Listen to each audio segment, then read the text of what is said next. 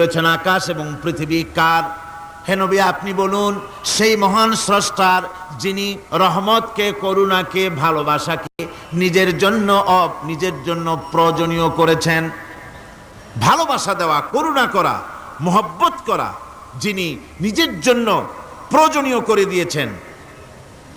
সৃষ্টিকে মোহব্বত করা আর ভালোবাসা দেওয়া, শুধু সৃষ্টিই নয় বরং দয়া এবং ভালোবাসা দিয়ে তিনি সিক্ত করেছেন। আল্লাহর তাবৎ সৃষ্টির দিকে তাকালে, আল্লাহর পুরা সৃষ্টি জগতের দিকে যদি আমরা তাকাই, তাহলে আমরা দেখতে পাবো যে সমস্ত কিছুই, যা কিছু আমরা দেখতে পাই, এ সব কিছুই আল্লাহ পাক একটা কুদরত দিয়ে, রহমত দিয়ে, মোহব্বত দিয়ে, স্নেহ দিয়ে তিনি সৃষ্টি করেছেন মানুষের জন্য, সৃষ্টি জগতের জন্য। ভালোবাসায় পরিপূর্ণ করে মানুষকে তা তিনি দান করেছেন। যেমন অন্য আয়াতের মধ্যে আল্লাহ পাক বলছেন, ওয়াসাখখারা লাকুম মা ফিস সামা